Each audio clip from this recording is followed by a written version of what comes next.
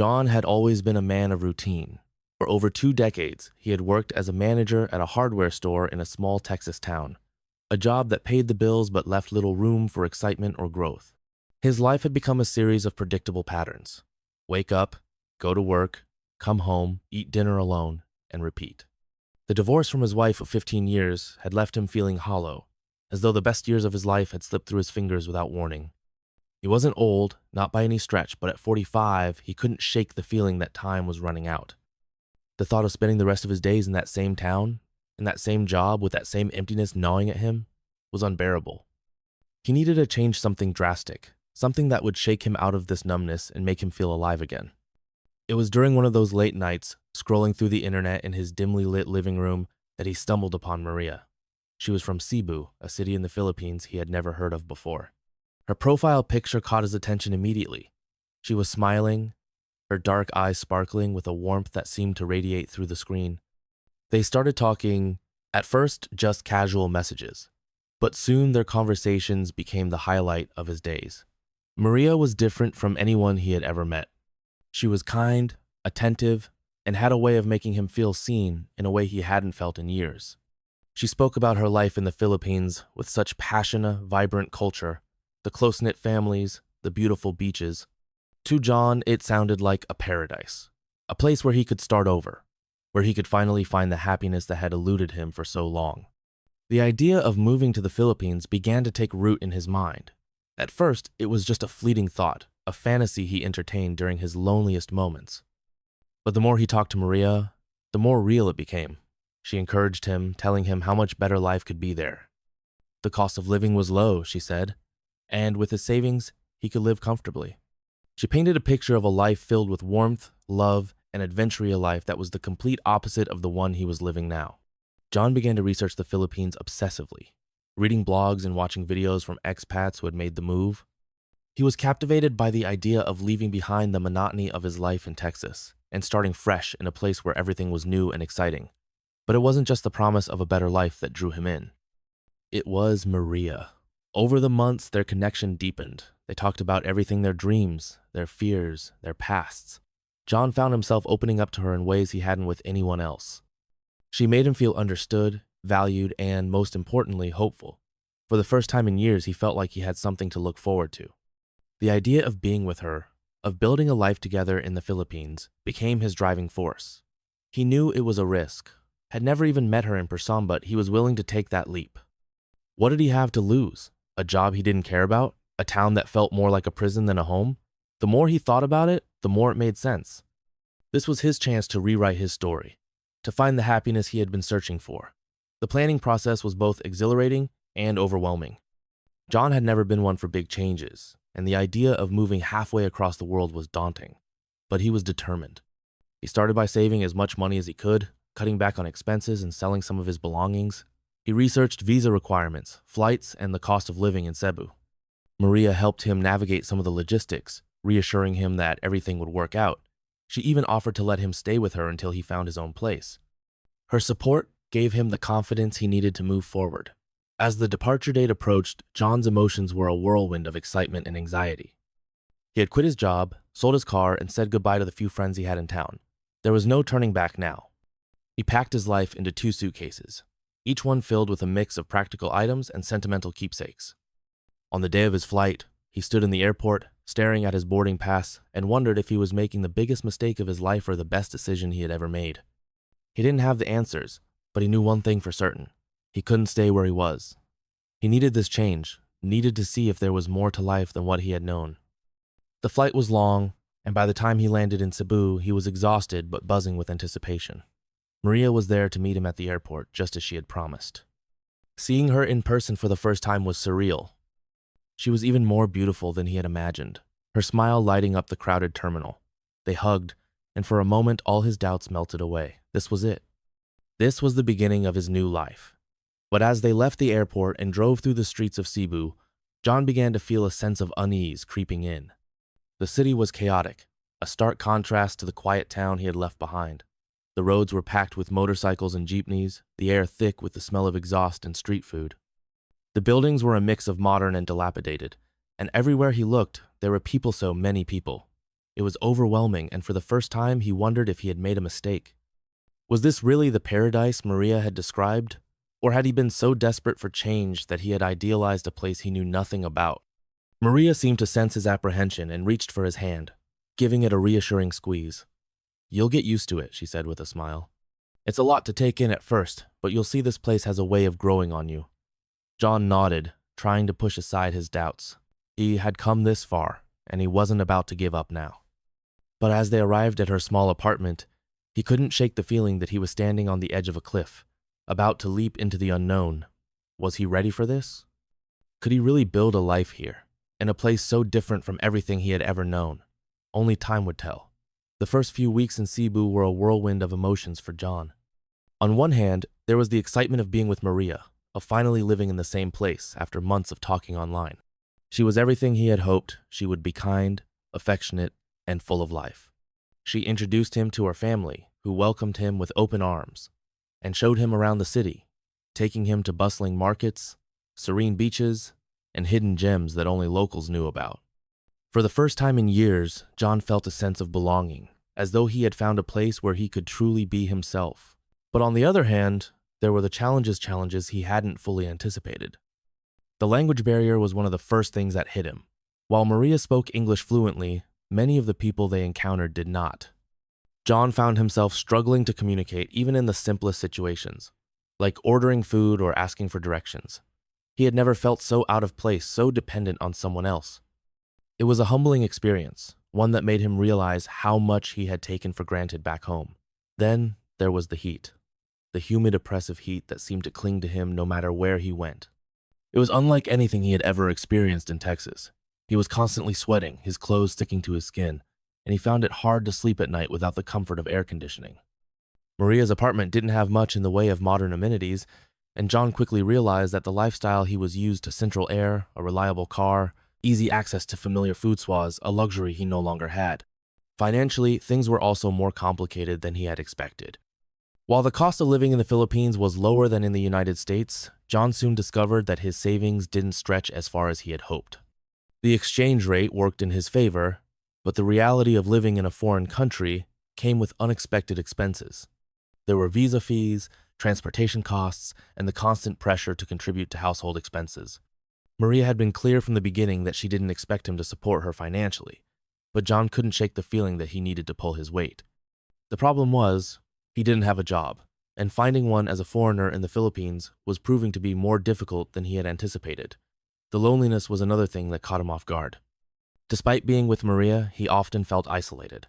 He missed his friends back home, the familiar faces and easy conversations that came with years of shared history. He missed the comfort of knowing how things worked, of being able to navigate his surroundings without feeling like an outsider. In Cebu, everything was unfamiliar, from the food to the customs to the way people interacted with each other. He tried to make an effort to connect with Maria's friends and family, but he couldn't shake the feeling that he was always on the outside looking in. As the days turned into weeks, John began to feel the weight of his decision pressing down on him. He had come to the Philippines with such high hopes, such grand expectations, but the reality was far more complicated than he had imagined. He found himself questioning whether he had made the right choice. Was this really the life he wanted? Or had he been so desperate for change that he had idealized a situation that was never going to live up to his dreams? One evening, after a particularly frustrating day, John sat down with Maria and poured out his heart. He told her about his doubts, his fears, his struggles to adapt. He expected her to be defensive, to tell him that he needed to try harder, to give it more time. But instead, she listened quietly, her expression softening as he spoke. When he finished, she took his hand and said, "I know this isn't easy for you. I know it's not what you're used to. But you're not alone in this. We're in this together." Her words were a comfort, but they also made him realize something important. He couldn't keep relying on Maria to be his lifeline. If he was going to make this work, he needed to take control of his own happiness. He needed to find ways to adapt, to make this new life his own. It wasn't going to be easy, but he had come too far to give up now. The next day, John decided to take a step toward building a life for himself in Cebu. He started by enrolling in a basic Tagalog class, determined to learn the language and bridge the gap between himself and the people around him. It was slow going at first, but he found that even the smallest progress gave him a sense of accomplishment. He also began exploring ways to earn money, researching online job opportunities, and reaching out to other expats for advice. He discovered that there was a growing demand for native English speakers to teach online, and he decided to give it a try. It wasn't much, but it was a start. As the weeks went by, John began to notice small changes in himself. He was becoming more comfortable in his new surroundings, more confident in his ability to navigate the challenges of living in a foreign country. He still had moments of doubt, moments when he wondered if he had made the right choice, but they were becoming less frequent. He was starting to see the beauty in the chaos, the charm in the unfamiliar. And through it all, Maria was by his side, encouraging him, supporting him, reminding him why he had taken this leap in the first place. But the question still lingered in the back of his mind. Was this enough? Could he truly be happy here, in a place so different from everything he had ever known? Or was he just trying to convince himself that he had made the right choice? Only time would tell. But for now, John was determined to keep moving forward, one step at a time. John's days began to take on a new rhythm, a rhythm that was slowly but surely becoming his own. The initial shock of living in a foreign country was starting to wear off, replaced by a growing sense of familiarity. He no longer felt like a complete outsider, though he was far from blending in. His Tagalog lessons were paying off, and he could now hold basic conversations with Maria's family and neighbors. It wasn't much, but it was progress. And progress was something he clung to like a lifeline. The online teaching job he had started was also helping him regain a sense of purpose. It wasn't glamorous work, but it gave him a routine and a way to contribute financially. He taught English to students from all over Asia, and while the hours were often dearly mornings and late nights to accommodate different time zones, Shesh found a strange satisfaction in it. It was a reminder that he still had something to offer, that he wasn't just drifting aimlessly in this new life. Maria continued to be his anchor, the one constant in a sea of uncertainty. She was patient with him, understanding in ways he didn't feel he deserved. When he struggled with the heat or the language or the cultural differences, she was there to reassure him, to remind him why he had come here in the first place. But as much as he appreciated her support, John couldn't shake the feeling that he was leaning on her too much. He didn't want to be a burden, and he knew that if their relationship was going to work, he needed to stand on his own 2 feet. One afternoon, while Maria was at work, John decided to explore the city on his own. He had been hesitant to venture out alone, afraid of getting lost or overwhelmed, but he knew he couldn't keep relying on her to be his guide. He started small, walking to a nearby market he had visited with Maria before. The sights and sounds were overwhelming at first, the vendors calling out to customers, the smell of grilled meat and fresh fruit, the constant buzz of activity, but as he wandered through the stalls, he began to feel a sense of curiosity rather than anxiety. He bought a mango from a vendor, using the few Tagalog phrases he had learned, and the smile he received in return made him feel like he was finally starting to connect with this place. That small success gave him the confidence to explore further. Over the next few weeks, John began to venture out more often, discovering parts of the city he had never seen before. He found a quiet park where he could sit and read, a small cafe that served decent coffee, and even a gym where he could work out and blow off steam. These small discoveries gave him a sense of independence, a feeling that he was starting to carve out a space for himself in this new world. But it wasn't all smooth sailing. There were still moments of frustration, moments when the cultural differences felt insurmountable. One day, while waiting in line at a government office to renew his visa, John found himself growing increasingly irritated by the slow pace and lack of organization. He had been there for hours, and it seemed like no one cared about efficiency or customer service. He wanted to yell, to demand that someone do something, but he knew it wouldn't help. Instead, he took a deep breath and reminded himself that this was just part of life in the Philippines. It was a lesson in patience, one he was still learning.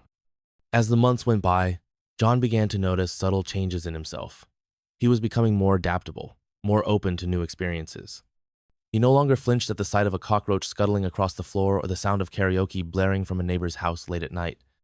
He had even started to enjoy some of the local foods, though he still couldn't bring himself to try balut, the infamous fertilized duck egg. These small victories gave him a sense of pride, a feeling that he was slowly but surely becoming part of this place. But with these changes came new questions, new uncertainties.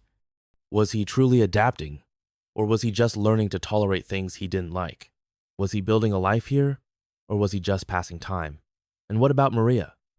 Their relationship had been the driving force behind his move, but now that they were living together, he couldn't help but wonder if they were truly compatible. They had their differences. She was more outgoing, more spontaneous, while he was more reserved and cautious. And while those differences had once seemed exciting, they now felt like potential sources of conflict. One evening, as they sat on the balcony of Maria's apartment watching the sunset, John decided to bring up his concerns. He didn't want to ruin the moment, but he knew they needed to talk. "Do you ever wonder if this is going to work?" he asked, his voice hesitant. "I mean, we're from such different worlds. What if we're just too different?" Maria was quiet for a moment, her gaze fixed on the horizon. Then she turned to him, her expression thoughtful. "I think every relationship has its challenges," she said. "But the important thing is that we're willing to work through them. We're both trying, John. That's what matters." Her words were reassuring, but they also left him with more questions. Was trying enough? Or was there a point where they would have to face the reality that their differences were too great? John didn't have the answers, but he knew one thing for certain. He wasn't ready to give up. Not yet. He had come too far, invested too much to walk away now. But he also knew that the road ahead wouldn't be easy. There would be more challenges, more moments of doubt, more questions without answers. And he would have to face them all, one step at a time. The rainy season arrived in Cebu, and with it came a new set of challenges for John. The streets flooded regularly, turning his walks into waiting sessions, and the humidity seemed to cling to him even more stubbornly than before. But the rain also brought a certain beauty to the city, washing away the dust and grime and leaving everything looking fresh and vibrant. John found himself enjoying the cooler temperatures, even if it meant dealing with the occasional power outage or leaky roof. As the weeks passed, he continued to settle into his new routine. His online teaching job was going well, and he had even started to build a small client base of regular students. It wasn't enough to make him rich, but it gave him a sense of stability and purpose.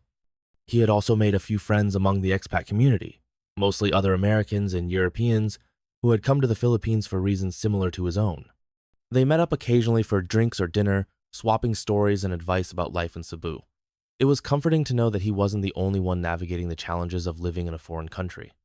But despite these small victories, John couldn't shake the feeling that something was missing. He had come to the Philippines with such high hopes, such grand expectations, but the reality of his life here was far more mundane than he had imagined. He wasn't unhappy exactly, but he wasn't exactly happy either. He felt like he was in limbo, caught between two worlds, the one he had left behind and the one he was trying to build. Maria, on the other hand, seemed to be thriving. She had recently been promoted at work, and her days were filled with meetings and projects that kept her busy and energized. John was proud of her, but he couldn't help but feel a pang of envy. She had a clear sense of purpose, a direction, while he felt like he was just drifting. He tried to talk to her about it, but their conversations always seemed to circle back to the same point. He needed to find something that made him happy, something that gave him a sense of fulfillment. The problem was, John wasn't sure what that something was. Back in Texas, his life had been defined by his job, his routines, his responsibilities. But here, in the Philippines, he had the freedom to do almost anything he wanted, and that freedom was both exhilarating and terrifying. He had always dreamed of writing a novel, but every time he sat down to work on it, he found himself staring at a blank page, paralyzed by self-doubt. He thought about starting a business, maybe something related to tourism or real estate, but the idea of taking on that kind of risk was overwhelming. He felt stuck, unsure of how to move forward.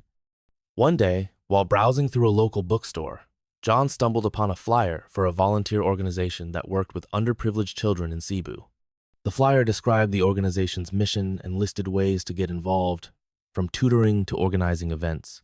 Something about it caught his attention, and he found himself reading it over and over again. He had always enjoyed working with kids, and the idea of giving back to the community appealed to him. Maybe this was the something he had been looking for. He brought the idea up to Maria that evening, and to his surprise, she was enthusiastic about it. "I think it's a great idea," she said. "It would be a good way for you to get more involved in the community, and it might help you feel more connected to this place." Her encouragement gave him the push he needed, and the next day he contacted the organization to learn more. The volunteer work turned out to be exactly what John needed. He started by helping out with a weekend tutoring program, teaching basic English and math to a group of kids from a nearby slum. At first, he was nervous, had never done anything like this before, but the kids quickly put him at ease. They were eager to learn, full of energy and curiosity, and their enthusiasm was contagious. For the first time in months, John felt like he was making a real difference, like he was contributing something meaningful to the world around him. As the weeks went by, he became more involved with the organization, taking on additional responsibilities and even helping to plan a fundraising event. The work was challenging, but it was also incredibly rewarding. He found himself looking forward to the weekends, to the time he spent with the kids and the other volunteers. It gave him a sense of purpose, a feeling that he was part of something bigger than himself. But even as he threw himself into the volunteer work, John couldn't ignore the lingering doubts in the back of his mind. Was this enough? Could he really build a life here, in a place that was still so foreign to him? And what about Maria? Their relationship had been the reason he had come to the Philippines, but now that he was here, he couldn't help but wonder if they were truly compatible. They had their moments of connection, of intimacy, but there were also moments of tension, of misunderstanding. He loved her, but he wasn't sure if love was enough. One evening, as they sat on the balcony watching the rain pour down, John decided to bring up his concerns. "Do you ever think about the future?" he asked, his voice hesitant. "I mean, where do you see us in 5 years? 10 years? Maria was quiet for a moment, her gaze fixed on the rain-soaked streets below. Then she turned to him, her expression thoughtful. "I think about it all the time," she said. "But I don't have all the answers, John. All I know is that I want to be with you, to build a life together. But it's not just about me. It's about us. We have to figure this out together." Her words were reassuring, but they also left him with more questions. What did building a life together really mean? Was it possible to bridge the gap between their two worlds, to create something that worked for both of them? John didn't have the answers, but he knew one thing for certain: he wasn't ready to give up. Not yet. He had come too far, invested too much, to walk away now. But he also knew that the road ahead wouldn't be easy. There would be more challenges, more moments of doubt, more questions without answers.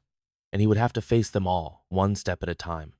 The months rolled on, and John found himself settling into a rhythm that felt almost comfortable. The volunteer work had become a cornerstone of his life in Cebu, giving him a sense of purpose and connection that he hadn't realized he was missing. The kids he worked with had started to feel like an extension of his own family, their laughter and energy filling a void he hadn't even known was there. He had even started to pick up more Tagalog, not just from his lessons, but from the kids themselves, who delighted in teaching him slang and playful phrases. For the first time since arriving in the Philippines, John felt like he was truly beginning to belong. But as much as he tried to focus on the positives, there were still moments of doubt that crept in, moments when he questioned whether he was really cut out for this life. The cultural differences between him and Maria, which had once seemed exciting and novel, now felt like potential stumbling blocks. She was spontaneous and social, always eager to go out and meet new people, while he was more introverted, content to spend quiet evenings at home. They had found ways to compromise, but there were times when the gap between their personalities felt impossible to bridge. One evening, after a particularly long day of volunteering, John came home to find Maria excitedly planning a weekend trip to a nearby island with a group of her friends. She had already booked the tickets and made the arrangements, assuming he would be on board. But the thought of spending an entire weekend surrounded by people he barely knew, in a place he had never been, filled him with anxiety. He tried to explain his feelings to Maria, but she brushed them off, telling him he needed to be more open to new experiences. "You can't just stay in your comfort zone forever," she said, her tone more frustrated than he had ever heard it. "If you're going to live here, you have to embrace the culture, the lifestyle. You can't keep holding on to the way things were back in Texas." Her words stung, but they also struck a chord. John knew she was right, at least in part. He had come to the Philippines for a new life, but he was still clinging to the habits and expectations of his old one. He had been so focused on adapting to the practical aspects of living in a foreign country, the language, the food, the customs, that he hadn't fully embraced the emotional and social aspects. He was living in the Philippines, but he wasn't really living like a Filipino. The weekend trip turned out to be a turning point for John. Despite his initial reservations, he decided to go along, determined to push himself out of his comfort zone. The island was beautiful, with crystal clear waters and white sandy beaches, and the group Maria had assembled was lively and welcoming. John found himself relaxing, letting go of his inhibitions and enjoying the moment. He even tried his hand at karaoke, something he would have never done back home, and was surprised to find that he actually had fun. But the real breakthrough came on the second day, when the group decided to go snorkeling. John had never been a strong swimmer, and the idea of diving into the open water filled him with dread. But Maria was there, encouraging him, holding his hand as they waded into the ocean. And when he finally put his face in the water and saw the vibrant coral reefs and colorful fish below, he felt a sense of wonder he hadn't experienced in years. It was a reminder that life was full of beauty and possibility, if only he was willing to take the leap. The trip didn't magically solve all of John's problems, but it did give him a new perspective. He realized that he had been so focused on the challenges of living in the Philippines that he had forgotten to appreciate the opportunities it offered. He had been so afraid of failing, of not measuring up, that he had stopped taking risks altogether. But life wasn't about avoiding failure, it was about embracing the unknown, about being willing to try and fail and try again. When they returned to Cebu, John made a conscious effort to be more open, more adventurous. He started saying yes to things he would have normally avoided, from trying new foods to attending local festivals. He even joined a local gym where he met a group of expats and locals who shared his interest in fitness. Slowly but surely, he began to feel more connected to the world around him, more like an active participant in his own life. But even as he made these changes, the question of his future with Maria continued to loom large. They had grown closer over the months, but there were still moments of tension, moments when their differences felt insurmountable. John loved her, but he couldn't shake the feeling that they were still figuring out how to be together, how to build a life that worked for both of them. One night, as they lay in bed after a long day, John turned to Maria and asked the question that had been weighing on his mind. "Do you think we're going to make it?" he said, his voice quiet but earnest. "I mean really make it. Not just now, but in the long term." Maria was quiet for a moment, her fingers tracing patterns on his arm. Then she looked at him, her eyes soft but serious. "I don't know," she admitted, "but I think we're doing the best we can. And that's all anyone can do, right? Just keep trying, keep learning, keep growing, together." Her words were a comfort, but they also left him with more questions. Was trying enough? Or was there a point where they would have to face the reality that their differences were too great? John didn't have the answers, but he knew one thing for certain. He wasn't ready to give up. Not yet. He had come too far, invested too much, to walk away now. But he also knew that the road ahead wouldn't be easy. There would be more challenges, more moments of doubt, more questions without answers, and he would have to face them all, one step at a time.